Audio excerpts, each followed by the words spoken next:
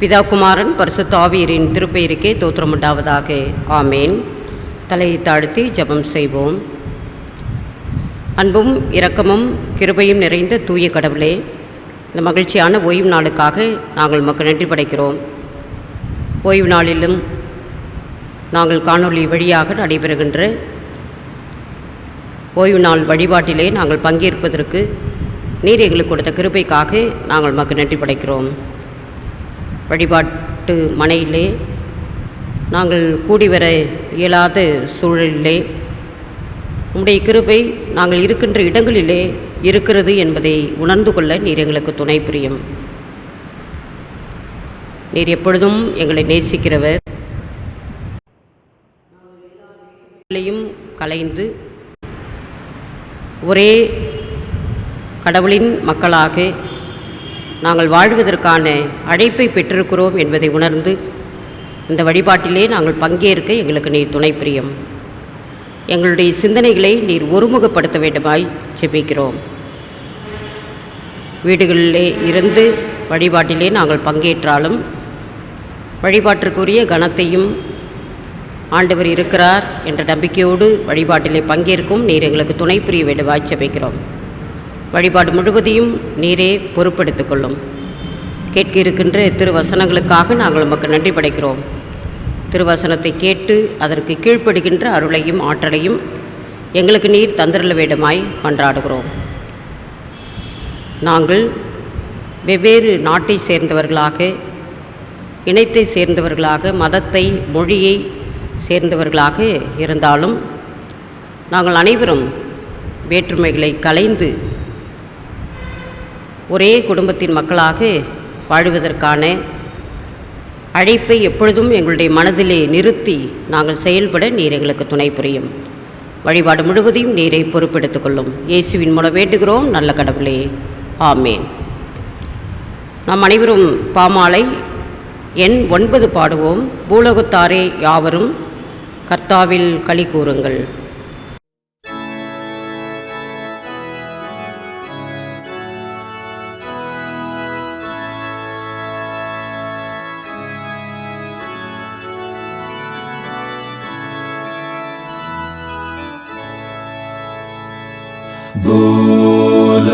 பூலோகத்தாரே யாவரும் கர்த்தாவில் களி கூறுங்கள்.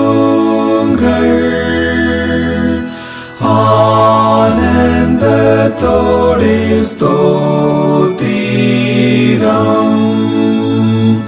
செலுத்தி பாடவாருங்கள்.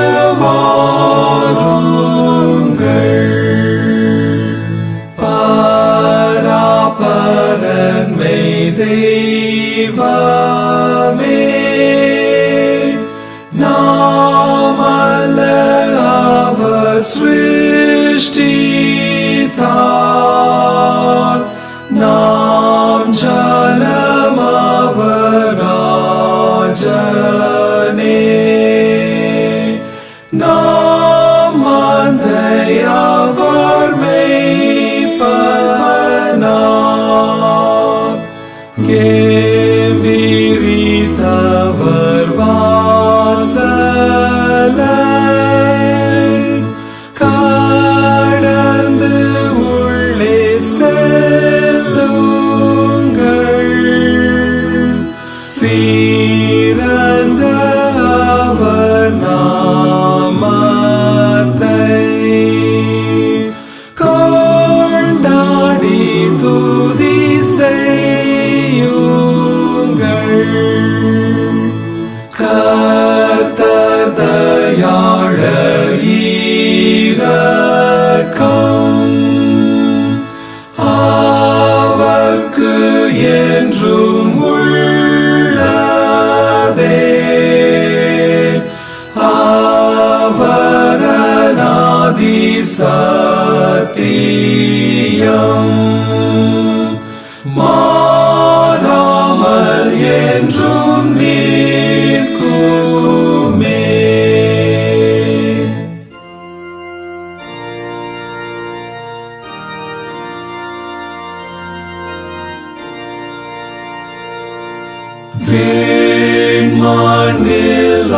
ஆட்சி செய்கிறார்.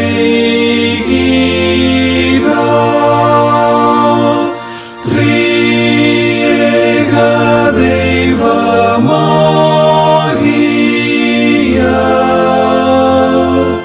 பிதா குமாரனாவிக்கும்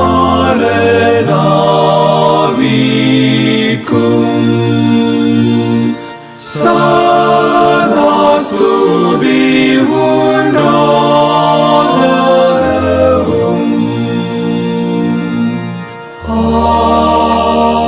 ஆமென். நாம் கடவுளை தொழுவோம். கடவுள் ஆவியாயிருக்கிறார். அவரை தொழுது கொள்கிறவர்கள் ஆவியோடும் உண்மையோடும் அவரை தொழுது கொள்ள வேண்டும்.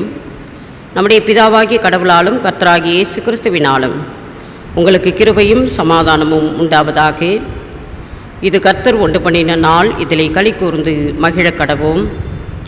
ஆண்டவரே, எங்கள் உதடுகளை திறந்தருளும், அப்பொழுது எங்கள் வாய் உம்முடைய புகழை அறிவிக்கும். பிதாவுக்கும் குமாரனுக்கும் பரிசுத்த ஆவிக்கும் மகிமை உண்டாவதாக. ஆதியிலும் இப்பொழுதும் எப்பொழுதும் சதா காலங்களிலும் மகிமை உண்டாவதாக. ஆமென். திரியேக கடவுளை போற்றுவோம். எங்கள் தாய் தந்தையாம் கடவுளே, உமது வல்லமையாலும் ஞானத்தாலும் எல்லாவற்றையும் படைத்து உமது குமாரனை எங்கள் இரட்சகராக தரும்படி உலகத்தில் அன்பு கூர்ந்தீரே, உம்மை போற்றுகிறோம். குமாரனாம் கடவுளே, பாவத்தை தவிர்த்து எல்லாவற்றிலும்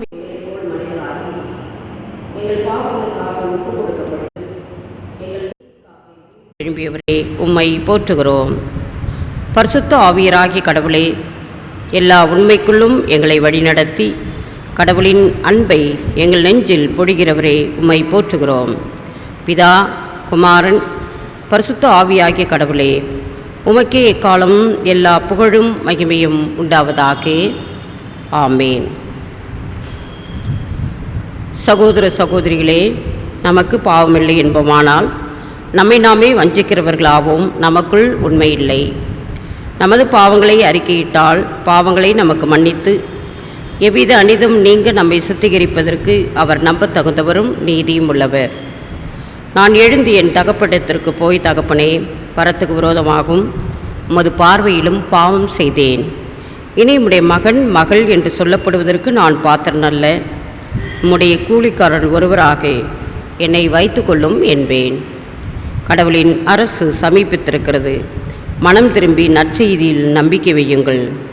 நமது பலவீனங்களுக்காக பரிதபிக்க முடியாத பிரதான ஆசாரியர் நமக்கு இராமல் எல்லா விதத்திலும் நம்மை போல் சோதிக்கப்பட்டும் பாவமில்லாத பிரதான ஆசாரியரே நமக்கு இருக்கிறார். நாம் அமைதியாக இருக்கின்ற இடங்களிலே அமர்ந்த நிலையிலோ முழங்கால் படியிட்டோ நம்முடைய பாவங்களையும் கடவுளுக்கு விரோதமாக நாம் செய்த தப்பிதங்களையும் உடன் மனிதருக்கு விரோதமாக நாம் செய்த குற்றங்களையும் நினைத்து அவரிடத்திலே மன்னிப்பை நாம் பெற்றுக்கொள்வோம். சர்வ வல்லமையுள்ள கடவுளிடத்தில் நாம் நமது பாவங்களை மனத்தாழ்மையோடு அறிக்கை செய்வோம்.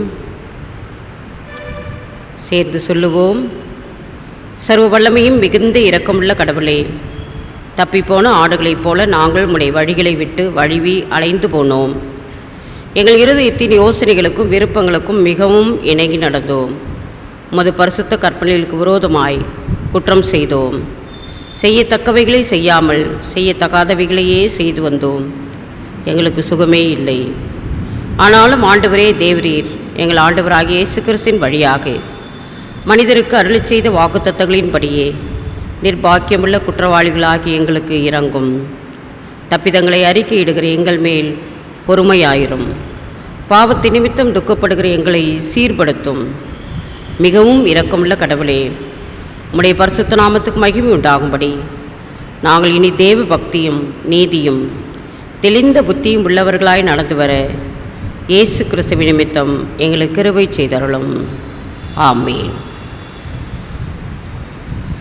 சர்வ வல்லமையும் மிகுந்த இரக்கமுள்ள ஆண்டவர் மன்னிப்பையும் பாவ நிவர்த்தியும் நமக்கு கட்டளையிட்டருளி வாழ்க்கையை சீர்படுத்துவதற்கான காலத்தையும் நமது பரிசுத்த ஆவியின் கிருபையையும் தேற்றுதலையும் தந்தருள்வாராக. ஆமேன். திருமறை பாடங்கள் வாசிக்க கேட்போம். வாசிக்கும்படியாக தெரிந்து கொள்ளப்பட்ட முதலாம் வேத பாடம் யோனா தீர்க்கதரிசியின் புஸ்தகம் 4ஆம் அதிகாரம் 1ஆம் வசனம் முதல் 11ஆம் வசனம் வரை. யோனா 4ஆம் அதிகாரம் 1ஆம் வசனம் முதல். யோனாவுக்கு இது மிகவும் விசனமாயிருந்தது.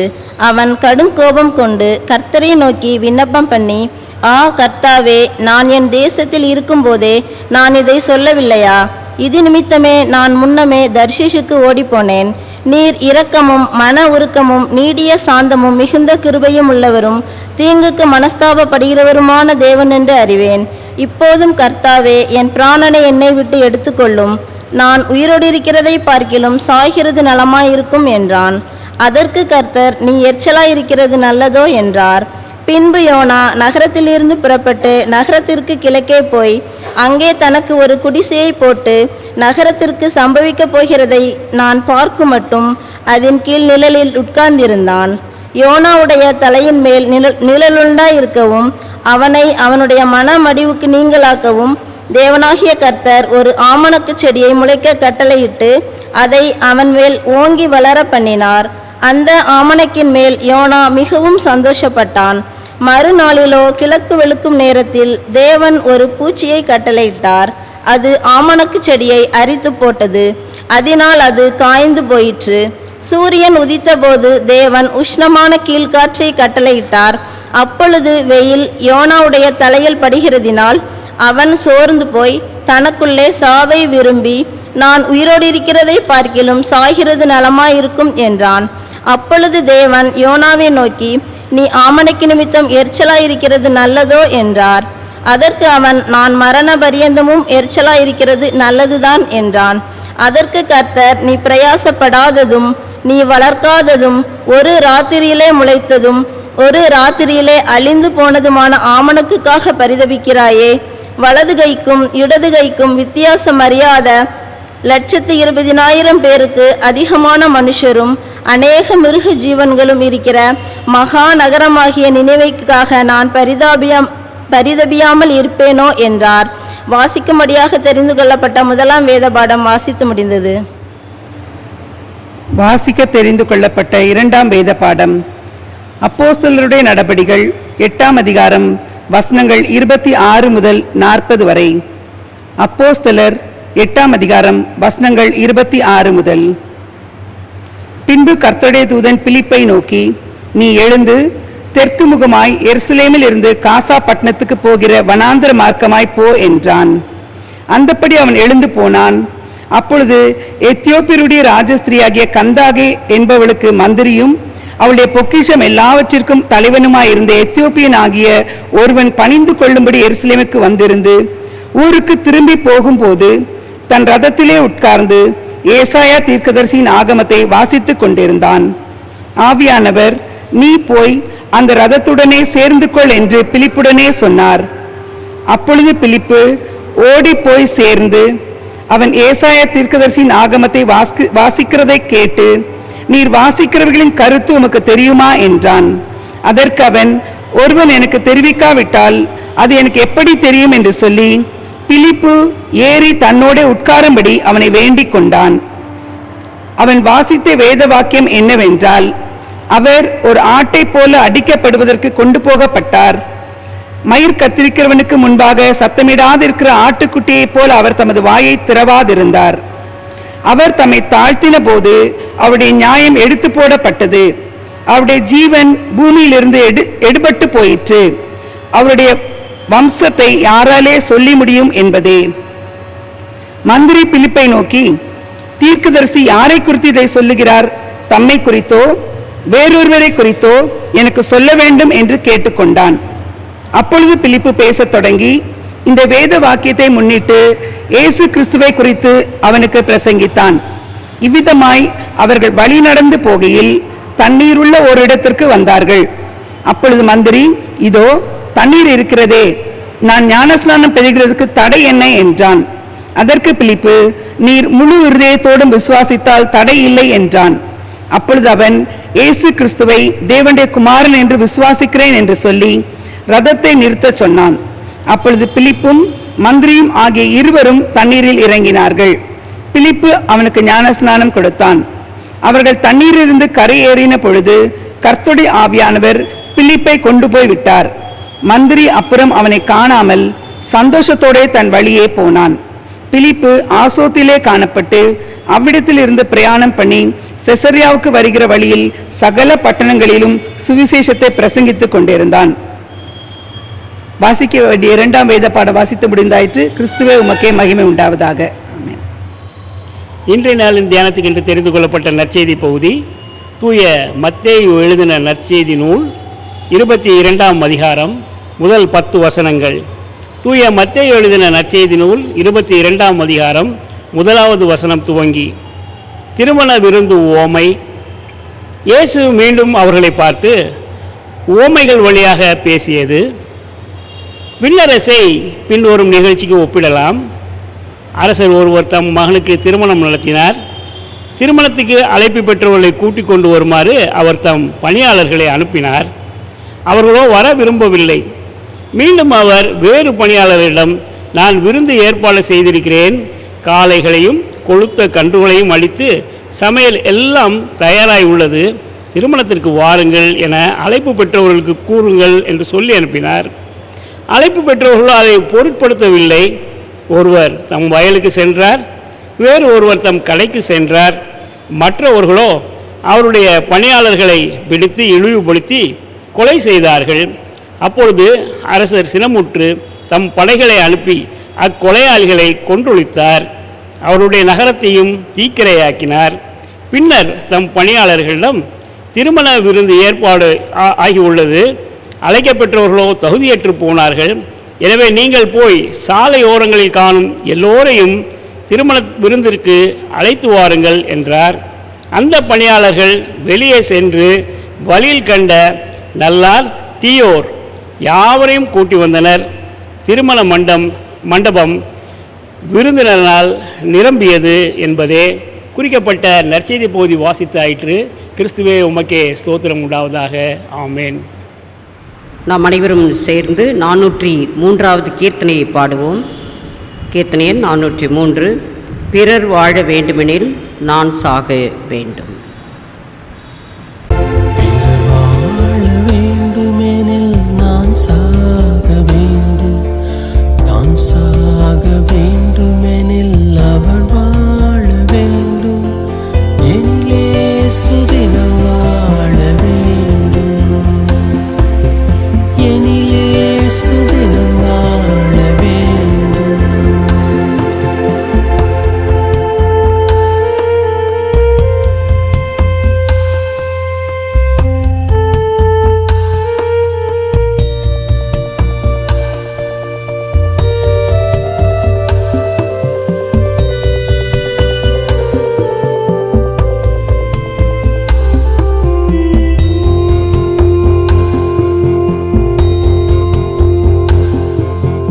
உலகுக்காய் நான் வாழ ஒரு மனது துடிக்கையிலே, உள்ளுக்குள் கரைபட்ட மறுமனது மறுத்ததையா, இன்றே என்னை அர்ப்பணம் செய்திடுவே, இன்றே என்னை அர்ப்பணம் செய்திடுவே.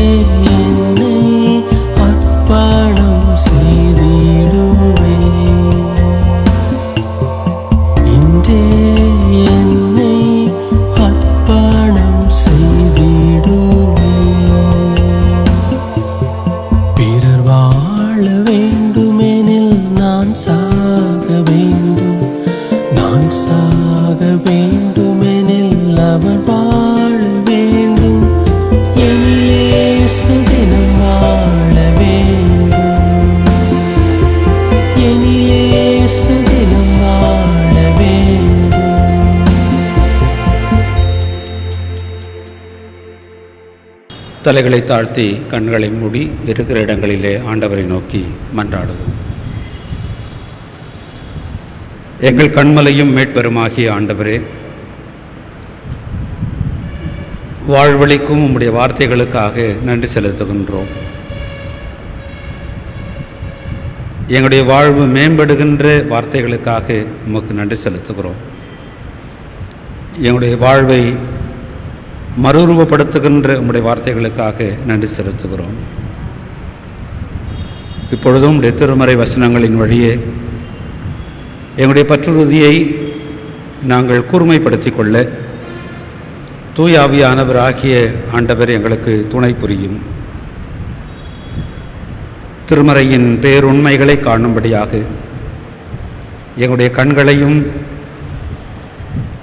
அவற்றை ஏற்றுக்கொள்ளும்படியான எங்களுடைய மனதையும் மாற்றத்தை எங்கள் வாழ்க்கையிலே ஏற்படுத்தி கொள்வதற்கான அர்ப்பணிப்பையும் நீர் எங்களுக்கு தந்தருள வேண்டுமாய் மன்றாடுகிறோம். அதற்கேற்ற வண்ணமாக என்னாவின் சொற்களும் எங்கள் ஒவ்வொருவருடைய உள்ள சிந்தனைகளும் உம்முடைய சமூகத்தில் பிரியமுள்ளதாக இருக்கட்டும். எங்கள் ஆண்டவர் இயேசுவின் வழியே வேண்டிக் கொள்கிறோம் அன்பு கடவுளே, ஆமென். ஆண்டவருக்குள் பிரியமானவர்களே, மீண்டுமாக உங்கள் அனைவரையும் மூவொரு கடவுளாம் தந்தை, மைந்தன், தூய ஆவியின் திருப்பெயரிலே அன்போடு வாழ்த்தி இந்த வழிபாட்டில் உங்களை ஆசீர்வதிக்கின்றோம். இன்றைய நாளிலே நம்முடைய சிந்தனைக்காக கொடுக்கப்பட்டிருக்கின்ற தலைப்பு, ஆங்கிலத்தில் இது இப்படி கொடுக்கப்பட்டிருக்கின்றது: pluralism, common humanity and faith sharing. இதை இப்படி தமிழ்படுத்தலாம்: பன்மையில் மானிட பொதுமையும் பற்றுறுதி பகிர்வும். இந்த அருளுரை தலைப்பு சற்று கடினமான ஒரு தலைப்பு போன்று காணப்படுகின்றது. இந்த தலைப்பு சார்ந்து ஒரு அருளுரையை நாம் கேட்கும் பொழுது நாம் ஒரு முன் சிந்தனைக்குள்ளாக வருவதற்கு வாய்ப்பு இருக்குது. ப்ரெஜுடிஸ் நமக்கு இருக்கின்ற கருத்தியலிலே இப்படிப்பட்ட செம்பொருள்கள், செய்திக்கான தலைப்புகள் நம்முடைய மனதை தடுக்கக்கூடும். ஆனால் பல நேரங்களில் அருளுரை என்று சொல்லும் பொழுது நாம் அருளுரைகளின் வழியாக எதிர்பார்க்கின்ற எதிர்பார்ப்பு நமக்கு ஒரு ஆவிக்குரிய உணவு கிடைக்க வேண்டும், ஆன்மீக போஷித்தல் நமக்கு அருளுரையில் இருக்க வேண்டும் என்கின்ற எதிர்பார்ப்பு நமக்கு இருக்கின்றது. நல்லதுதான். we need to be spiritually nourished through the sermons. ஆனால் அது மட்டுமல்ல, அருளுரையினுடைய மிக முக்கியமான ஒரு நோக்கம் மாற்றுருவாக்கம், மனம் மாறுதல், மனம் திரும்புதல். மனம் திரும்புதலுடைய விளைவு செயல்படுதல், செயலாக்கம். மனம் திரும்புதலுக்கும் செயலாக்கத்திற்குமான ஆன்மீக போதனை என்றால் அதுதான் நம்முடைய சரியான நோக்கமாக இருக்கும். அருளுரையினுடைய பணியும் அதுவாகத்தான் இருக்க வேண்டும். எனவே அந்த சிந்தனையோடு கூட நாம் எப்பொழுதும் அருளுரைகளை அணுகுவோம். ஆன்மீக வளர்ச்சிக்கான போதனைகள் அது சூழல் சார்ந்தது. நம்முடைய ஆன்மீக வளர்ச்சியில் நாம் எந்த படிநிலையிலே இருக்கிறோம் என்பதை சார்ந்தது. ஒரு ஆழ்விக்குரிய வாழ்க்கையிலே ஒரு தொடக்க நிலையிலே இருப்பவர்களுக்கு உற்சாகப்படுத்துதல், சோர்வில் இருக்கிறவர்களுக்கு உற்சாகப்படுத்துதல், நம்பிக்கையூட்டுதல், இவைகளெல்லாம் அருளுரையிலே நமக்கு ஒரு அருளாக இருந்தாலும் வாய்ப்பாக இருந்தாலும் அது மாத்திரமே நம்முடைய ஆன்மீகத்தை, நம்முடைய கிறிஸ்தவ பற்றுறுதி வாழ்க்கையை வரையறுக்க முடியாது. நம்முடைய செயல்பாடு, ஆவிக்குரிய வாழ்க்கையிலே செயல்பாட்டிற்கு ஏற்ப வளர்ச்சி, முதிர்ச்சி, இவற்றை நாம் பெற்றுக்கொள்ளும் பொழுதுதான் நம்முடைய ஆன்மீகம் என்பது ஒரு முழுமை பெற்ற ஒரு ஆன்மீகமாக இருக்கும். எனவே இப்படிப்பட்ட தலைப்புகள், அப்படிப்பட்ட ஒரு நிறைவான ஆன்மீகத்திற்கு நம்மை வழிநடத்துகின்றன என்று நான் நம்புகின்றேன். இந்த தலைப்பை நாம் சற்று கூர்ந்து கவனத்தோடு கூட புரிந்து கொள்ளவும் நாம் அழைக்கப்படுகின்றோம். பன்மை தன்மை, ப்ளூரலிசம். நாம் வாழுகின்ற இந்த உலகம் பன்மைத்தன்மையை கொண்ட உலகம். யோசித்து பாருங்கள், இந்த உலகத்தில் இருக்கின்ற அனைத்தும் ஒரே மாதிரி இருந்தால் எப்படி இருக்கும்? கடவுள் இந்த உலகத்தை படைக்கும் பொழுது ஒரே உயிரினங்களால் படைத்திருந்தால் எப்படி இருக்கும்? ஒரே விதமான மரம் அல்லது ஒரே விதமான செடிகள் இவைகளால் படைத்திருந்தால் எப்படி இருக்கும்? மனிதர்கள் எல்லாரும் ஆண்களாகவே இருந்தால் எப்படி இருக்கும்? அல்லது எல்லாரும் பெண்களாகவே இருந்தால் எப்படி இருக்கும்? எனவே உலக வாழ்க்கையிலே இவைகளெல்லாம், இந்த பன்மை என்பது தவிர்க்க முடியாத ஒன்று. உலகிலே கடவுள் பன்மை தன்மையோடு கூட தான் இந்த படைப்பனைத்தையும் படைத்திருக்கின்றார். படைப்பில் பன்மைத்தன்மை இருக்கின்றது. மனித வளங்களில் பன்மைத்தன்மை இருக்கின்றது. மனிதர்கள் பன்மைத்தன்மையோடு கூட இருக்கின்றார்கள். இந்த பன்மைத்தன்மைகள் பலவாறாக இருக்கின்றன. பாலினம், இனங்கள், மொழிகள், கலாச்சாரங்கள், இப்படி பன்மை என்பது கடவுளுடைய ஒரு அருட்கொடையாகவே இந்த உலகத்திலே நமக்கு அருளப்பட்டிருக்கின்றது என்பதை நாம் புரிந்து கொள்ள வேண்டும். இந்த pluralism is the God's gift to the world. பன்மைக்கு இறைவன் பொதுமையாக இருக்கின்றார், அதுதான் சிறப்பு. இந்த அறிவும் உண்மையும் எப்பொழுது மனிதர்களாகி நாம் புரிந்து கொள்கிறோமோ அப்பொழுது நாம் முதிர்ச்சி அடைகின்றோம். மீண்டும் சொல்லுகின்றேன், பன்மை என்பது இறைவனுடைய அருட்கொடை. இந்த பன்மை அனைத்திற்கும் கடவுள் பொதுமையாக இருக்கின்றார். He is God for all, the commonality of God. கடவுள் பொதுமையாக இருக்கின்றார். கடவுள் அனைத்திற்கும் உரியவர், அனைவருக்கும் உரியவர் என்பதை நாம் உணர்கின்ற அந்த உணர்வு தான் மானுட முதிர்ச்சி ஆகும். The realization of commonness of God in the plurality is the human maturity. எனவே இந்த ஒரு அழைப்பு நமக்கு இருப்பதை நாம் உணர்ந்து கொள்ள வேண்டும். இந்த பன்மை என்பது ஒருவருக்கொருவர் உயர்ந்தவர் தாழ்ந்தவர் என்கின்ற வேற்றுமையை, வித்தியாசத்தை பாராட்டுவதற்காக அல்ல. பன்மைத்தன்மை என்பது பிரிந்திருப்பதற்காகவும் அல்ல. பன்மை என்பது ஒரு பொதுமையாக இருக்கின்றது. The plurality is the commonness. அதை நாம் உணர்ந்து அந்த ஒரு அறிவை நாம் பெறும் பொழுது, நம்முடைய மனநிலை அதற்கேற்றபடி மாற்றம் பெறும் பொழுது நாம் ஆன்மீக வாழ்க்கையிலே முதிர்ச்சி அடைகின்றவராக இருக்கின்றோம். எனவே கிறிஸ்துவுக்குள் பிரியமானவர்களே, இந்த மானுட பொதுமையை உணர மறுக்கின்ற, உணர தடுக்கின்ற ஒரு சமயம் இருக்கும் என்றால் அந்த சமயம் அடிப்படைவாதம் மிக்க ஒரு சமயம். சமயத்தின் அடிப்படையில் காணப்படும் சமய அடிப்படைவாத எண்ணத்திலிருந்து நம்மை மீட்டுக்கொள்ள நாம் முயற்சி செய்ய வேண்டும். அந்த மீட்புக்கு இன்றைய தலைப்பு நமக்கு துணை புரிகின்றதாக இருக்கின்றது. இந்த சின்ன ஒரு முகவுரையோடு கூட இன்றைய தலைப்புக்குள்ளாக நாம் செல்லுவோம். கொடுக்கப்பட்ட 3 திருமறை பகுதிகளை மையமாக வைத்து 3 உண்மைகளை உங்களோடு கூட பகிர்ந்து கொள்ள விரும்புகின்றேன். முதலாவதாக, the common grace of God. இறை அருள் அனைவருக்கும் பொதுமையானது. இறை அருள் அனைவருக்கும் பொதுமையானது. The grace of God is common to all. The common grace of God. நாம் வாசிக்க கேட்ட யோனா இறைவாக்கினர் நூல் 4ஆம் அதிகாரம் முழுவதும் படிக்க கேட்டோம். யோனாவினுடைய சம்பவம், நிகழ்வு நாம் அனைவரும் சிறு வயது முதல் அறிந்த ஒரு நிகழ்வு. ஞாயிறு பள்ளியிலேயே நமக்கு யோனாவின் கதை சொல்லப்பட்டிருக்கின்றது. இந்த யோனாவின் பாடம் எப்பொழுதெல்லாம் வருகின்றதோ, ஞாயிறு பள்ளி பிள்ளைகளுக்கு அல்லது விடுமுறை வேதாக பள்ளி பிள்ளைகளுக்கு வருகின்றதோ, அப்பொழுதெல்லாம் ஆசிரியர்களுக்கு விஷுவல் எய்ட் செய்வது ரொம்ப எளிது.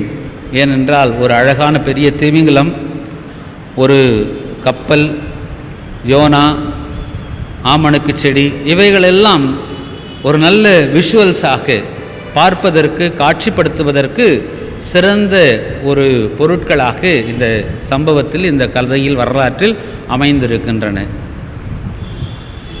ஆனால் யோனாவினுடைய நிகழ்ச்சியின் மூலமாக கடவுள் மிகப்பெரிய ஒரு பேருண்மையை, தன்னுடைய தன்மையை வெளிப்படுத்துகின்றதை நாம் பார்க்கின்றோம்.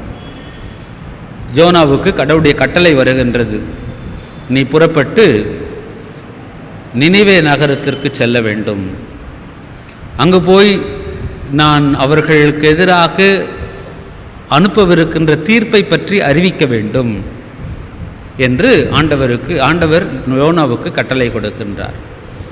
யோப்பா நகரத்திற்கு, துறைமுகத்திற்கு செல்லுகின்ற யோனா நினிவேவுக்கு செல்வதற்கு பதிலாக தர்ஷீஷ் என்கின்ற நகரத்திற்கு பயணப்படுகின்றார். இன்றைக்கு ஸ்பெயின் என்று சொல்லப்படுகின்ற அந்த பகுதியை சேர்ந்த தர்ஷீஸுக்கு செல்ல முற்படுகின்றார். காரணம் என்ன?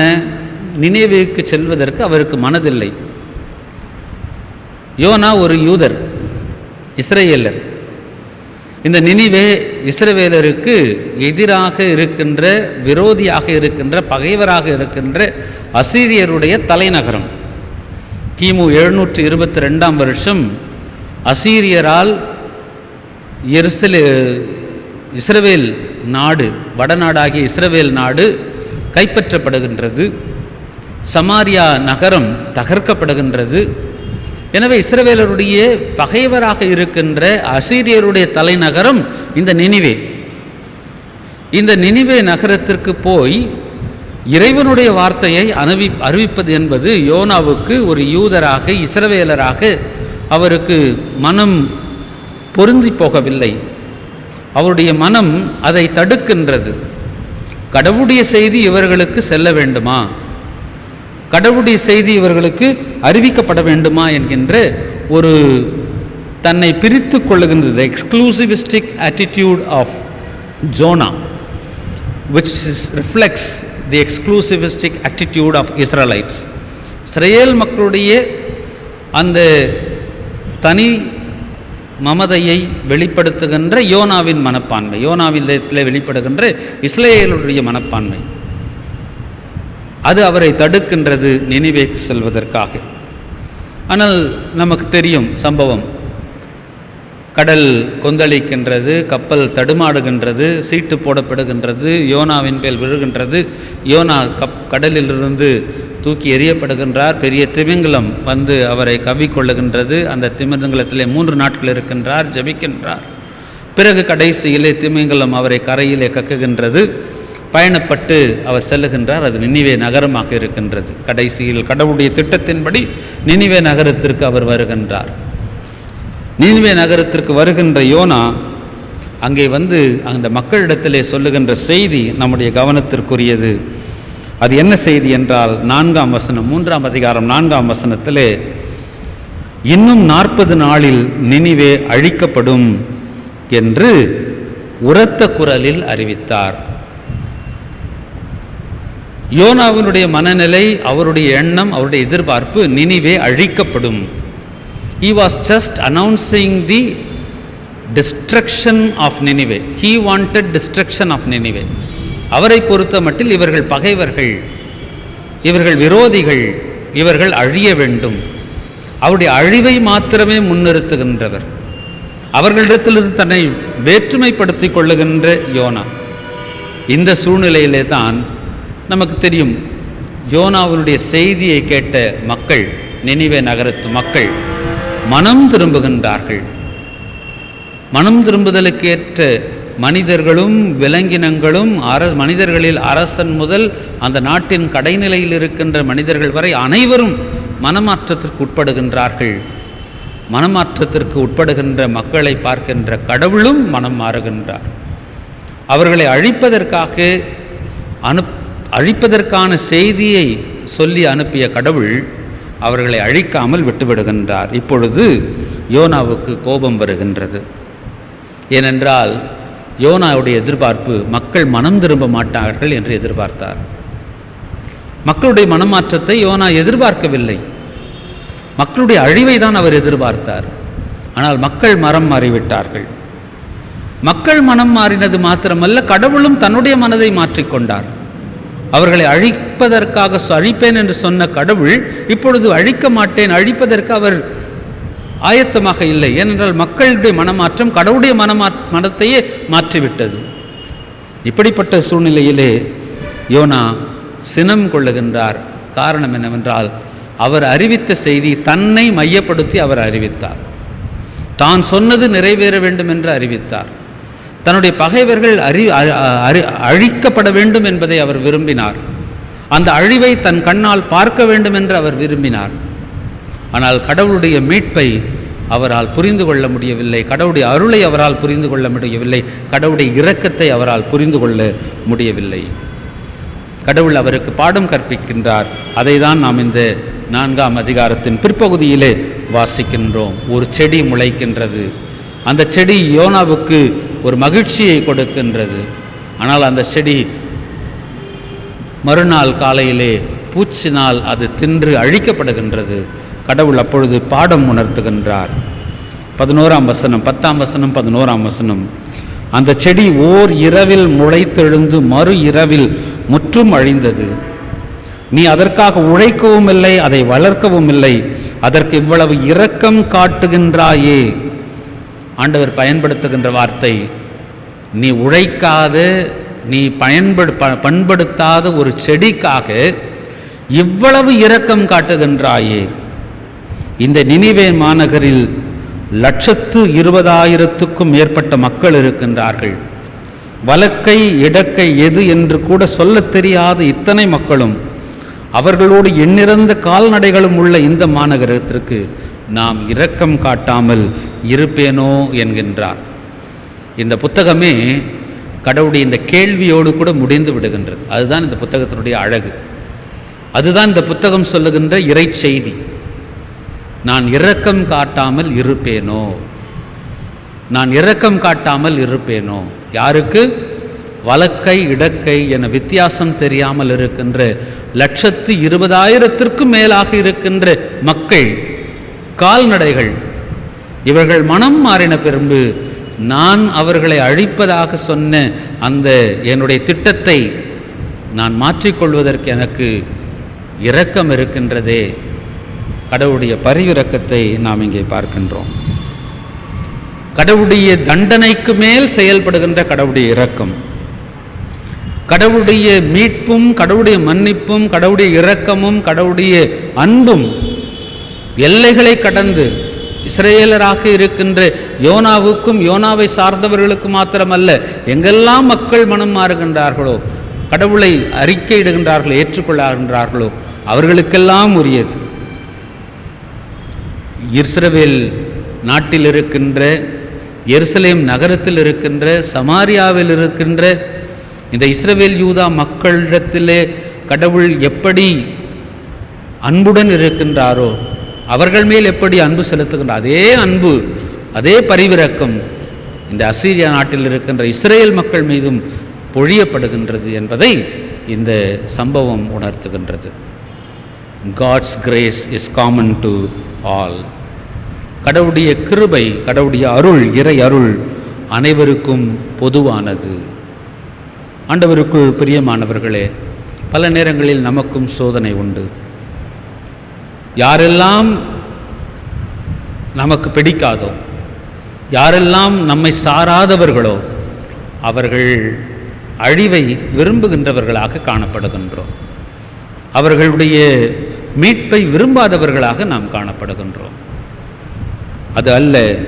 இறை அருள் என்பது பொதுவானது, அனைவருக்கும் உரியது என்பதை நாம் புரிந்து கொள்ள அழைக்கப்படுகின்றோம். இரண்டாவதாக, நற்செய்தி அனைவருக்கும் உரியது. இறை செய்தி அல்லது இறை நற்செய்தி அனைவருக்கும் உரியது. Common good news of God, common good news of God. அதற்கு துணையாக 2ஆம் பாடமாக வாசிக்க கேட்டு அப்போஸ்தலருடைய நடபடிகள் 8ஆம் அதிகாரம் 26 முதல் 40ஆம் வசனம் வரை அடங்கியிருக்கின்ற திருமறை பகுதி. இந்த பகுதியும் ஓரளவுக்கு நமக்கு அறிந்த ஒரு பகுதி. எத்தியோப்பிய அமைச்சர் ஒருவர். அவரை பற்றி பொது மொழிபெயர்ப்பிலே, அதாவது திருவிவிலியத்திலே சொல்லப்பட்டிருக்கின்றது, மற்ற ஆங்கில மொழிபெயர்ப்புகளும் சொல்லப்பட்டிருக்கின்றது.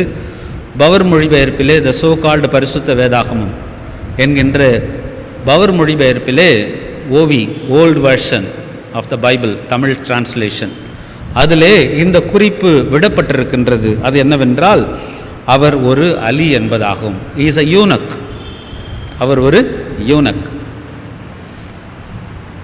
வேற்றுமை நிறைந்த ஒருவர், அல்லது வேற்றுமையின் ஒரு அடையாளமாக காணப்படுகின்றார்.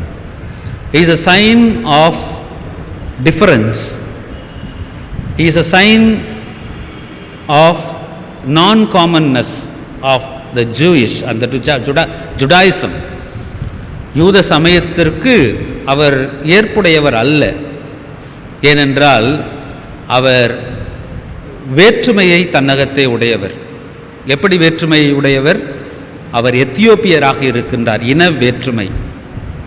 எத்தியோப்பியர்கள் என்கின்றவர்கள் இன்றைக்கு நாம் பார்க்கின்ற நீக்ரோஸ், அவருடைய ரேஷியல் டிஃபரன்ஸ், அவருடைய பார்ப்பதற்கு யூதரை போல இருக்க மாட்டார், அவர்கள் வித்தியாசமாக இருப்பார்கள். Racial difference. அது மாத்திரமல்ல, பாலினத்திலும் அவர் வேறுபட்டவர். டிரான்ஸ்ஜெண்டர். இப்படிப்பட்ட ஒருவர், அவருக்கு நற்செய்தி சாத்தியமா, அல்லது is he qualified to be accepted in to the divine grace, or can he receive the gospel for himself or herself? இன்றைக்கு ஒருவர் யார் என்பதை பார்த்து நாம் அவர்களை தீர்ப்பிடுகின்றவர்களாக இருக்கின்றோம். ஒருவருடைய அடையாளத்தை வைத்து அவரை நாம் தீர்ப்பிடுகின்றவர்களாக இருக்கின்றோம். மனிதர்களை மனிதராக பார்க்கின்ற பார்வை பல நேரங்களிலே நமக்குள் சிதைந்து போயிருக்கின்றதாக இருக்கின்றது. We fail to look at a person as a person.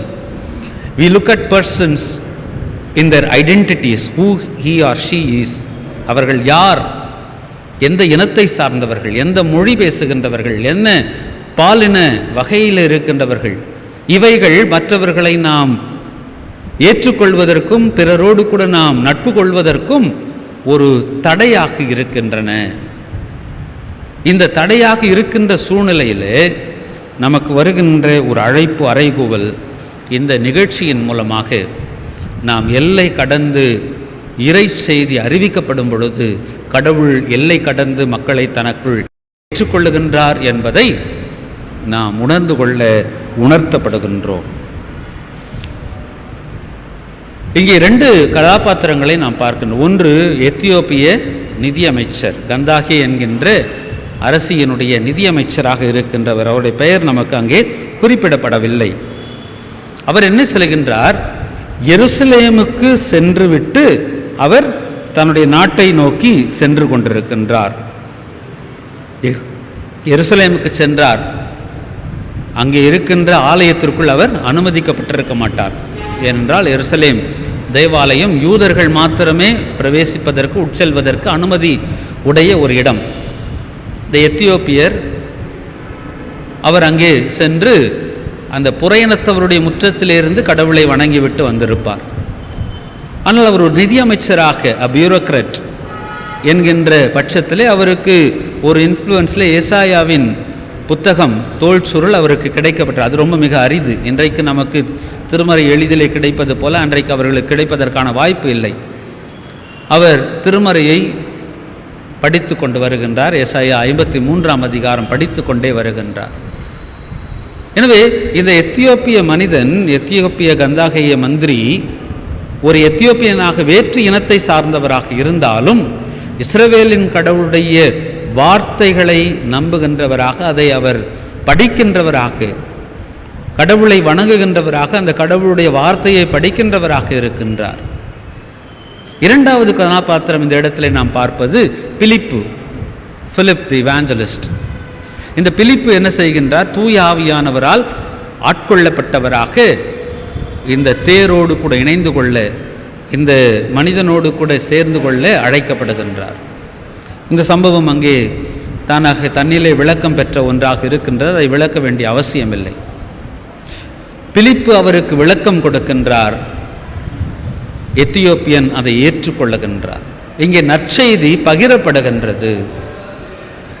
எல்லா விதமான வரையறைகளும் கடந்து, எல்லா விதமான தடைகளையும் கடந்து, எல்லா விதமான எல்லைகளையும் கடந்து நற்செய்தி இங்கே பகிரப்படுகின்றது. இந்த பகிரப்படுகின்ற நற்செய்தி ஏற்றுக்கொள்ளப்படுகின்றது. அந்த ஏற்றுக்கொள்ளப்பட்ட நற்செய்தியினுடைய விளைவு அங்கே திருமுழுக்கு கொடுக்கப்படுகின்றது. பிலிப்பு இறைவனுடைய அழைப்பை பெறுகின்றார். இறைவனுடைய அழைப்பை பெறுகின்ற பிலிப்பு அதற்காக செயல்படுகின்றார். நற்செய்தியை அறிவிக்கின்றார், சொல்லிக் கொடுக்கின்றார். ஆனால் கடைசியில் மாற்றத்தை தூய ஆவியானவர் ஏற்படுத்துகின்றார். எத்தியோப்பிய மந்திரி ஆண்டவருடைய வார்த்தையை ஏற்றுக்கொள்ளுகின்றார்.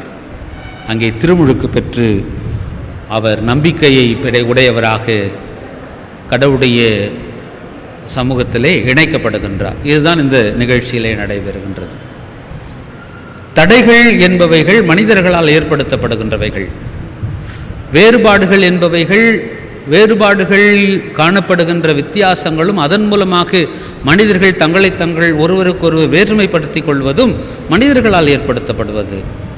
இறைவன் அதற்கு காரணமாக இருக்க முடியாது. வேற்றுமையிலே பன்மையிலே நிறைவை காணுகின்ற கடவுள், பொதுமையிலே அவர் மகிழ்கின்ற கடவுள், பன்மையில் வருகின்ற பொதுமையிலே மகிழ்கின்ற கடவுள்.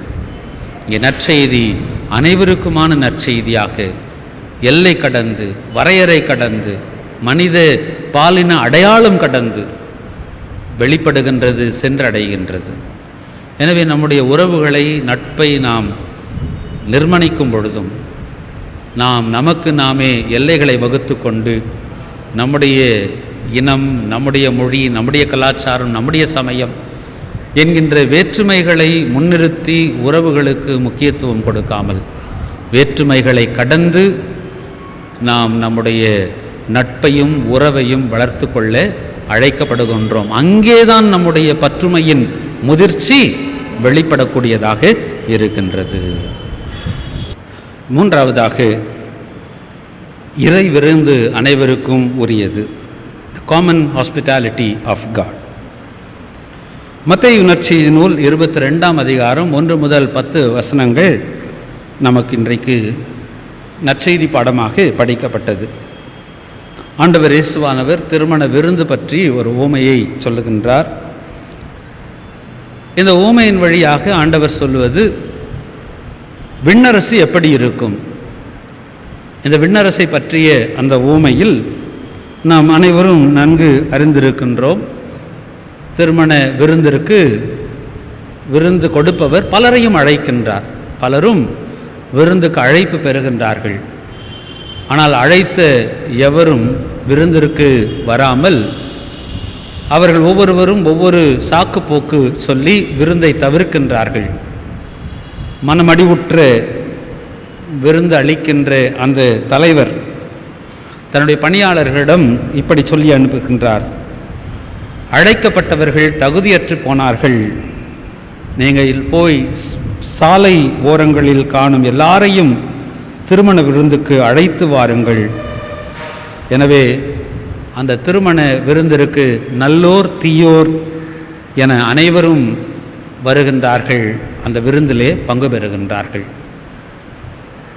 கடவுளுடைய விருந்து, விண்ணரசின் விருந்து, விண்ணரசிலே கடவுளுடைய விருந்தோம்பலை யார் பெற்றுக்கொள்ளுகின்றார்கள்? இந்த ஓமையை வைத்து நாம் மிகவும் அதிகமாக சிந்திக்க முடியும். ஆனால் இதில் வருகின்ற ஒரு குறிப்பை மாத்திரம் சுட்டி காண்பித்து நிறைவு செய்ய விரும்புகின்றேன். யூதர்கள் மீண்டுமாக அங்கேதான் நாம் வர வேண்டும். யூதர்களுடைய மனநிலை, நாங்கள் கடவுளுக்கு ஏற்புடையவர்கள் என்கின்ற ஒரு எண்ணம், மேட்டிமை அவர்களுக்கு எப்பொழுதுமே உண்டு. த எக்ஸ்க்ளூசிவிஸ்டிக் ப்ரிஜுடிஸ் ஆஃப் ஜூயிஷ் பீப்புள் தாங்கள் இன்றைக்கும் இருக்கின்றது. இன்றளவும் அவர்களுக்கு அந்த மேட்டிமை இருந்து கொண்டு தான் இருக்கின்றது. இந்த மேட்டுமையான சிந்தனையின் பின்னணியிலே மற்றவர்களை புறக்கணிக்கின்ற, ஒதுக்குகின்ற ஒரு போங்கு காணப்படுகின்றது. இவற்றின் மத்தியிலே இந்த நற்செய்தியிலே ஆண்டவர் சொல்லுகின்ற ஓமை, ஏற்புடையவர்களாக இருக்கின்றவர்கள், அழைப்பு பெற்றவர்களாக இருந்தாலும் அந்த அழைப்பிற்கு உகந்த வகையில், உகந்த வழியில் அந்த அழைப்பை மதிக்கவில்லை என்றால், அந்த அழைப்புக்கு உகந்தவர்களாக தங்களை நிலைநிறுத்தி கொள்ளவில்லை என்றால், விண்ணரசிலே அவர்களால் பங்கு பெற முடியாது, விண்ணரசிலே அவர்கள் பங்காளிகளாக இருக்க முடியாது என்கின்ற எச்சரிப்பை ஆண்டவர் சொல்லுகின்றார். அப்படி என்றால் யார் விண்ணரசின் பந்தியிலே பங்கு பெற முடியும்? அது எல்லாரும், நல்லோர் தீயோர் என்று இவ்வுலக நியதியின்படி அழைக்கப்படுகின்றவர்கள், குறிக்கப்படுகின்றவர்கள். இந்த விருந்தின் அழைப்பை யாரெல்லாம் அர்ப்பணிப்போடு கூட, தாழ்மையோடு கூட ஏற்றுக்கொள்ளுகின்றார்களோ, யாரெல்லாம் இந்த விருந்திற்கு வர தங்களை அர்ப்பணிக்கின்றார்களோ, அதுக்கு அடுத்த ஒரு பகுதி வருகின்றது, ஆயத்தத்தோடு கூட ஏற்றுக்கொள்ளுகின்றார்களோ, ஆயத்தத்தோடு கூட ஏற்றுக்கொள்ளுகின்றார்களோ, அவர்கள் அனைவரும் இந்த விருந்திலே பங்கு பெற முடியும். This is God's hospitality. இதுதான் இறைவனுடைய விருந்தோம்பலாக இருக்கின்றது. ஆண்டவருடைய விருந்தோம்பல் பொதுமையானது. பிரிவினைக்கு அந்த விருந்தோம்பலிலே இடமில்லை. ஆண்டவருடைய விருந்தோம்பலிலே ஏற்றத்தாழ்வுக்கு இடமில்லை. யாராக இருந்தாலும் மதித்து அழைப்பை ஏற்றுக்கொள்ளுகின்றவர்கள் இந்த விருந்தோம்பலிலே பங்கு பெற முடியும். நாங்கள் தான் உரியவர்கள், நாங்கள் தான் ஏற்கப்பட்டவர்கள் என்று கருதி கொண்டு பிறரை ஒதுக்க முற்படுகின்றவர்கள் இந்த விருந்தோம்பலிலே தங்களை அவர்கள் இணைத்து கொள்ள முடியாது. இந்த விருந்தோம்பல் தான் நம்முடைய திருவிருந்தின் ஐக்கியத்திலே ஆண்டவராகிய இயேசுநாதர் நமக்கு உணர்த்துகின்றார். இது என்னுடைய விருந்து, என்னுடைய உடல், என்னுடைய உதிரம், இதிலே பங்கு பெறுங்கள் என்று அனைவரையும் அழைக்கின்றார். பல நேரங்களில் நம்மை பிறரிடமிருந்து பிரித்து கொள்ளுகின்ற அந்த மனநிலை, the exclusivist attitude will result in self exclusion. இதை ஆண்டவர் வேறொரு இடத்திலே மிக வலிமையாக கண்டித்துணர்த்துகின்றார். லூக்கா 13ஆம் அதிகாரம் 29ஆம் வசனத்திலே, தேவனுடைய ராஜ்யத்தின் கிழக்கிலும் மேற்கிலும் வடக்கிலும் தெற்கிலும் இருந்து அநேகர் வந்து பந்தியிலே பங்கு பெறுவார்கள், ராஜ்யத்தின் புத்திரரோ புறம்பான இருளில் தள்ளப்படுவார்கள். இந்த விருந்திற்கு அழைக்கப்பட்டோர், ஆட்டுக்குட்டியானுடைய விருந்திற்கு அழைக்கப்பட்டோர் பேறு பெற்றோர் என்று நாம் உணர்த்தப்படுகின்றோம். This is God's hospitality. It is common for all. இறைவனுடைய விருந்தோம்பல் அனைவருக்கும் பொதுமையானது. ஆண்டவருக்குள் பிரியமானவர்களே, பன்மை என்பது இறைவன் இந்த உலகத்திலே கொடுத்திருக்கின்ற ஒரு அருட்கொடை. அந்த அருட்கொடை வேற்றுமைகளை நாம் கொண்டாடுவதற்காக, பன்மையை கொண்டாடுவதற்காக, பன்மையின் வழியே ஒருவரை ஒருவர் நாம் மேம்படுத்திக் கொள்வதற்காக, பன்மையின் வழியாக மகிழ்ச்சி அடைவதற்காக, பன்மையின் வழியாக இறைவனுடைய அருளை நாம் அனுபவிப்பதற்காக. இந்த பன்மை என்பது பிரிவினைக்கு உகந்தது அல்ல. பன்மை என்பது இறைவனுடைய அருளை நாம் தொடர்ந்து அனுபவிப்பதற்கானது. எனவே இறைவனுடைய அருள் பொதுமையானது. இறை நற்செய்தி அனைவருக்கும் பொதுமையானது. இறை விருந்து அனைவருக்கும் பொதுமையானது. ஏனென்றால் கடவுள் அனைவருக்கும் பொதுமையானவர். கடவுளின் பொதுமையை நாம் உணர்ந்தவர்களாக நமக்குள்ளே இருக்கின்ற பன்மைகளை மதித்து கொண்டாடுவோம். இறையரசின் வாழ்வை நிறைவாக பெறுவோம். தூய ஆவியானவர் தாமே அதற்கு நமக்கு துணை புரிவாராக. ஆமேன். கடவுளின் மகா பரிசுத்த வசனத்தை கேட்டோமே. கேட்ட நாம் அனைவரும் இணைந்து விசுவாச பிரமாணத்தை சொல்லுவோம். அனைவரும் இணைந்து சொல்வோம்.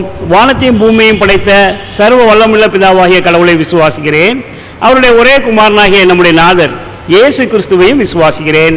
அவர் பரிசுத்த ஆவினாலே கன்னிமரியாளிடத்தில் உற்பவித்து பிறந்தார். பொந்திய பிலாத்தின் காலத்தில் பாடுபட்டு சிலுவையில் அறைந்து மரித்து அடக்கம் பண்ணப்பட்டு பாதாளத்தில் இறங்கினார். 3ஆம் நாள் மரித்தோரிலிருந்து எழுந்தருளினார். பரமளத்திற்கு ஏறி சர்வ வல்லமுள்ள பிதாவாகிய கடவுளுடைய வலது பாதத்திலே வீட்டிருக்கிறார். அவ்விடத்திலிருந்து உயிரோரையும் மரித்தோரும் நியாயம் தீர்க்க வருவார். பரிசுத்த ஆவியை விசுவாசிக்கிறேன். பொதுவாக இருக்கிற பரிசு சபையும் பரிசுத்தவான்களுடைய ஐக்கியமும் பாவ மன்னிப்பும் சரீரம் உயிர்த்தெழுதலும் நித்திய ஜீவனும் உண்டு என்று விசுவாசிக்கிறேன். ஆமென். அறிவிப்புகள் வாசிக்க கேட்போம். இன்று யூடியூப் வழியாக வழிபாட்டில் பங்கேற்கும் சபையார் அனைவருக்கும் திருச்சபையின் சார்பாக வாழ்த்துக்களை தெரிவித்துக் கொள்கிறோம்.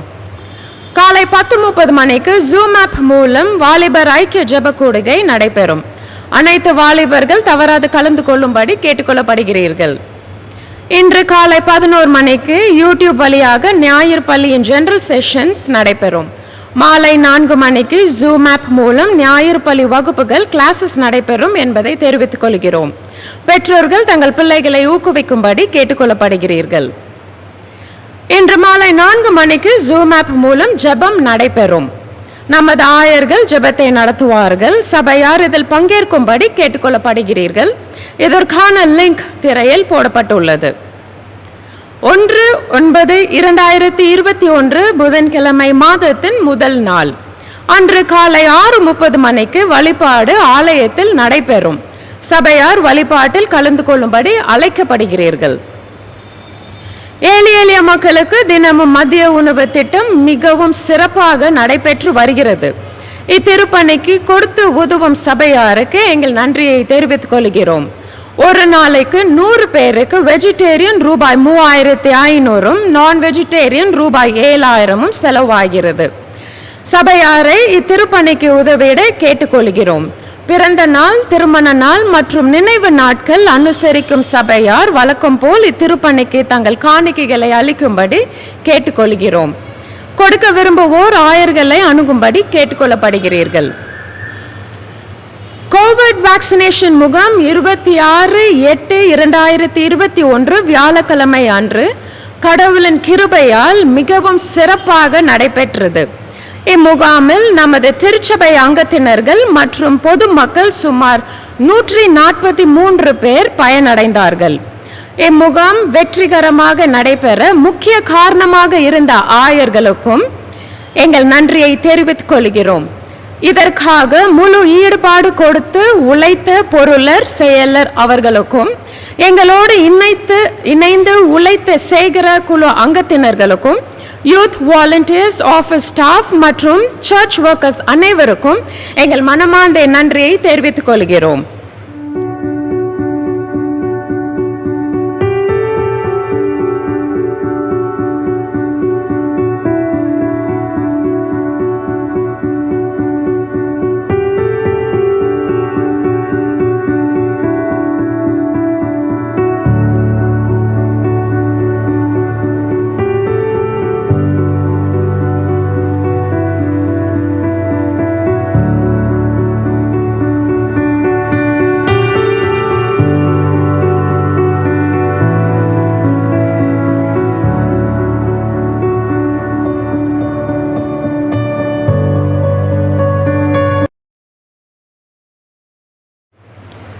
சென்ற வாரம் பெறப்பட்ட மொத்த காணிக்கை ரூபாய் 1,38,690 ரூபாய்.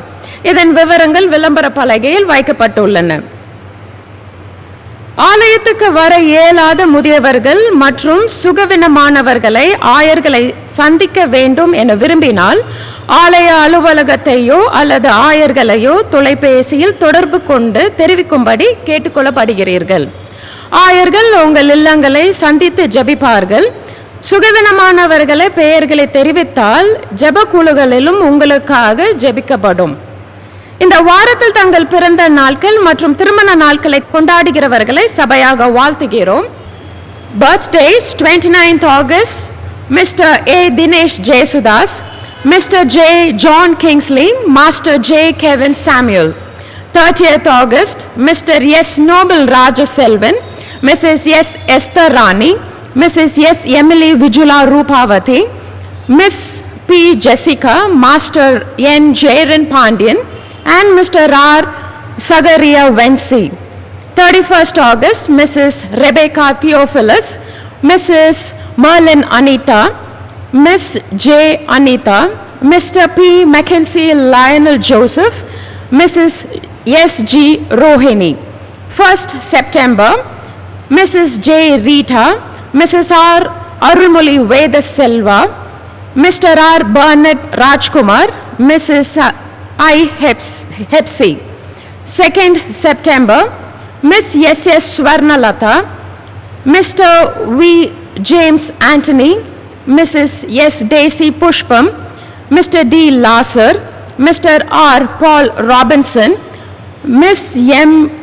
Leslie Sylvia, Baby R. Michelle, and Master Stephen Lazarus Joseph. 3rd September, Mrs. J. Sasikala, Mr. N. Jaykumar, Mr. I. Andrew Solomon, and Mr. V. Jaypal. 4th September, Mrs. M. Esther, Mrs. Daisy Paul Raj, and Mrs. S. Kamala Mani. Wedding anniversaries, 29th August, Mrs. A. Sarah Beulah Manorani and Mr. D. Sivaji Prabhakaran. Mrs. G. Jnanathangam and Mr. A. George Pandian.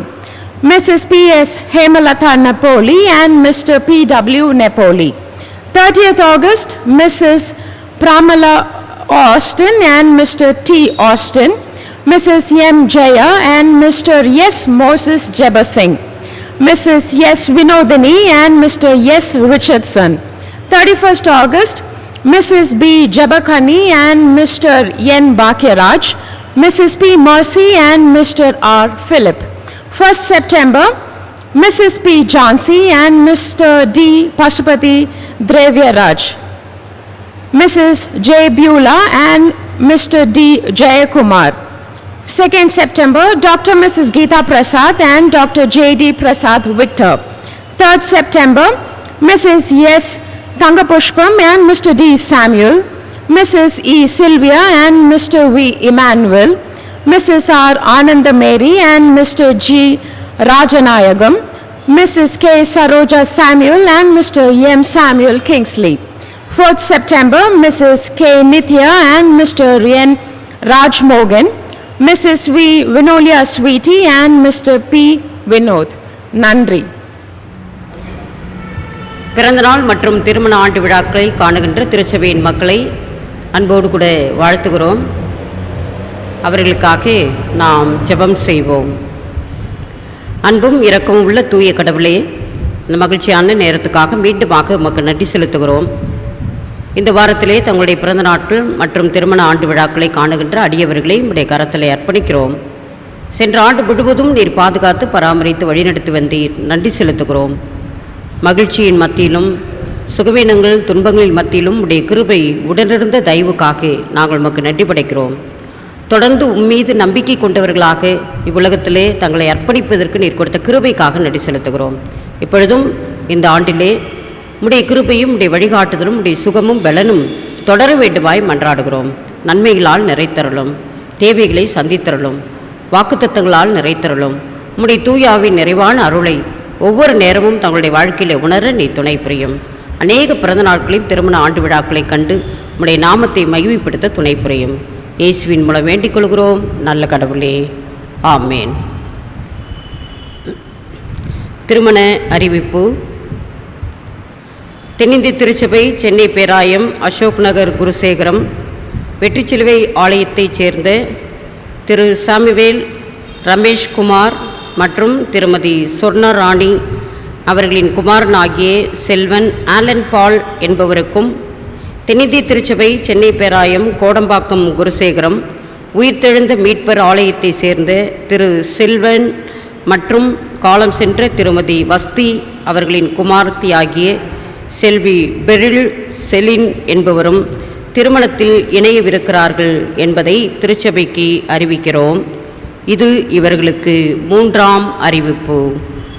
தென்னிந்திய திருச்சபை சென்னை பேராயம் அசோக் நகர் குருசேகரம் வெற்றிச்சிலுவை ஆலயத்தை சேர்ந்த திருமதி Beulah மற்றும் காலம் சென்ற திரு சுரேஷ்குமார் அவர்களின் குமார்த்தியாகிய செல்வி Nancy Jennifer Benita என்பவரும், தென்னிந்திய திருச்சபை சென்னை பேராயம் பம்மல் குருசேகரம் தூய பர்த்தலேமியு ஆலயத்தை சேர்ந்த திரு பால்ராஜ் மற்றும் காலம் சென்ற திருமதி கிறிஸ்டி அவர்களின் குமாரனாகிய செல்வன் நவீன் ஹானஸ்ட் ராஜ் என்பவரும் திருமணத்தில் இணையவிருக்கிறார்கள் என்பதை திருச்சபைக்கு அறிவிக்கிறோம்.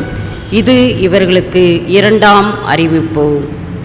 தென்னிந்திய திருச்சபை சென்னை பேராயம் அசோக் நகர் குருசேகரம் வெற்றிச்சிலுவை ஆலயத்தை சேர்ந்த திரு ராஜன் மற்றும் திருமதி இன்பராணி அவர்களின் குமாரனாகிய செல்வன் அஜய் இன்பராஜன் என்பவரும், தென்னிந்திய திருச்சபை சென்னை பேராயம் அசோக் நகர் குருசேகரம் வெற்றிச்சிலுவை ஆலயத்தை சேர்ந்த திரு பாஸ்கரன் மற்றும் திருமதி விக்டோரியா மகாராணி அவர்களின் குமாரத்தியாகிய செல்வி மெர்லினா வஸ்தி என்பவரும் திருமணத்தில் இணையவிருக்கிறார்கள் என்பதை திருச்சபைக்கு அறிவிக்கின்றோம். இது இவர்களுக்கு முதலாம் அறிவிப்பு. வாசிக்கப்பட்டவர்கள் திருமணத்தில் இணையக்கூடாதபடி நியாயமான தடை உண்டென்றால் அதை சபையின் ஆயருக்கு எழுத்து மூலம் தெரிவிக்க வேண்டும். ஜெபம் செய்வோம். அன்புள்ள நல்ல கடவுளே, திருமணமாகி நியமத்தை மனு குடும்பத்துக்கு கொடுத்து ஆணும் பெண்ணுமாக இணைந்து வாழ்ந்து மகிழ்ந்திருக்கவும், நீர் படைத்த படைப்புகளை பாதுகாக்கவும், நீர் அருளிய கிருபையின்படி திருமணத்திலே இணையிருக்கின்ற அருமையான பிள்ளைகளுக்காக நாங்கள் உமக்கு நன்றி படைக்கிறோம். இந்த பிள்ளைகளை நீர் ஆசீர்வதித்து குறித்த நாளிலே உம்முன் இறைமக்கள் முன்பாகவும் திருச்சபைக்கு முன்பாகவும் திருமணத்திலே இணைக்கப்பட்டு நல்ல கிறிஸ்தவ இல்லறத்தை கட்டியெழுப்ப நீர் பிள்ளைகளுக்கு உம்முடைய உதவியை தர வேண்டுமாய் மன்றாடுகிறோம். திருமணத்திற்காக குடும்ப வாழ்க்கைக்காக இந்த பிள்ளைகளை நீர் பக்குவப்படுத்தும். ஆன்மாவிலும் சரீரத்திலும் உடலளவிலும் பிள்ளைகள் குடும்ப வாழ்க்கைக்கு தங்களை பக்குவப்படுத்த நீர் துணை புரிய வேண்டுமாய் ஜெபிக்கிறோம். உம்முடைய பாதுகாப்புக்கும் உடைய பேரன்பிற்கும் நாங்கள் தாழ்த்தி அர்ப்பணிக்கிறோம்.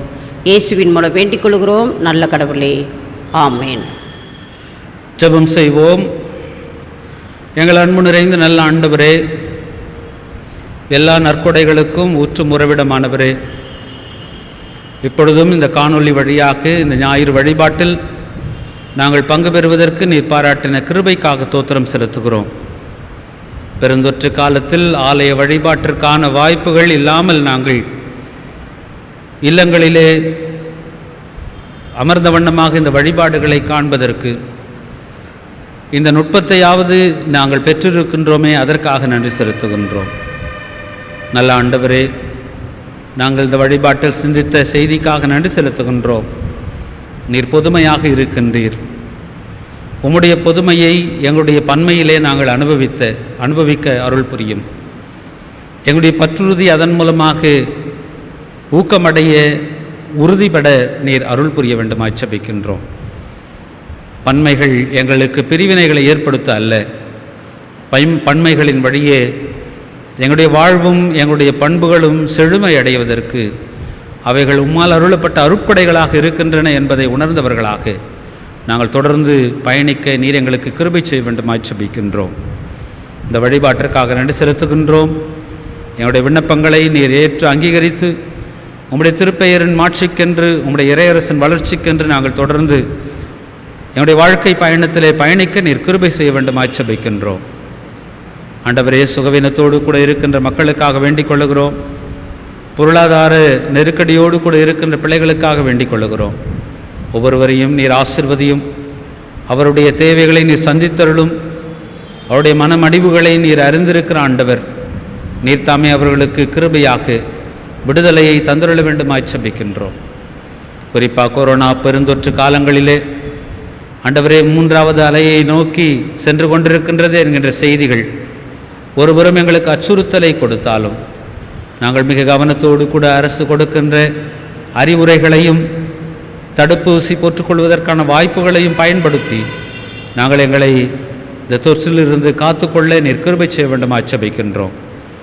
ஆண்டவரே, கடந்த வாரத்தில் திருச்சபையிலே நடைபெற்ற தடுப்பூசி முகாமுக்காக நன்றி செலுத்துகின்றோம். அதை நடத்தி கொடுத்த சென்னை பெருநகர மாநகராட்சிக்காக நன்றி செலுத்துகின்றோம். ஆண்டவரே, எங்களுடைய திருச்சபையின் பொறுப்பாளர்கள் இவற்றை ஒழுங்கு செய்வதற்கு நீர் கொடுத்த கிருபைக்காக நன்றி செலுத்துகிறோம். பயனடைந்த மக்களுக்காக வேண்டிக் கொள்ளுகிறோம்.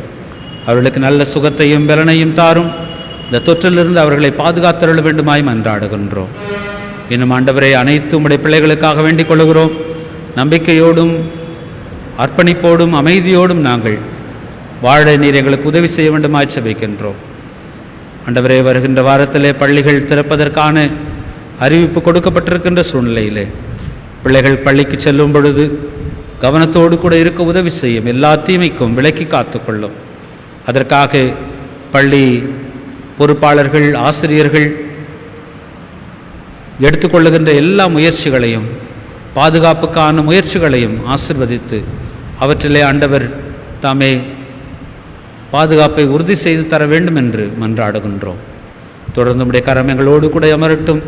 எங்களுடைய தேவைகள் எல்லாவற்றையும் சந்திக்கின்ற ஆண்டவர் இந்த உலகத்திலே மாற்றத்திற்கும் மறுமலர்ச்சிக்குமான கருவிகளாக நாங்கள் தொடர்ந்து செயல்பட, எங்களுடைய ஆன்மீகத்திலே நாங்கள் கூழ்மையடைய செழுமையடைய அருள் புரிய வேண்டுமாய் ஜெபிக்கின்றோம். சகல துதி கன மகிமை உமக்கே செலுத்துகிறோம். எங்கள் ஆண்டவரும் மீட்பெருமாகிய இயேசுவின் திருப்பெயரில் தாழ்மையோடு வேண்டிக் கொள்ளுகிறோம் நல்ல கடவுளே, ஆமேன். நாம் யாவரும் சேர்ந்து சொல்லுவோம். பரமண்டலங்களில் இருக்கிற எங்கள் பிதாவே, உம்முடைய நாமம் பரிசுத்தப்படுவதாக, உம்முடைய ராஜ்யம் வருவதாக, உம்முடைய சித்தம் பரமண்டலத்திலே செய்யப்படுகிறது போல பூமியிலேயும் செய்யப்படுவதாக. அன்றுள்ள அப்பத்தை இன்று எங்களுக்கு தாரும்.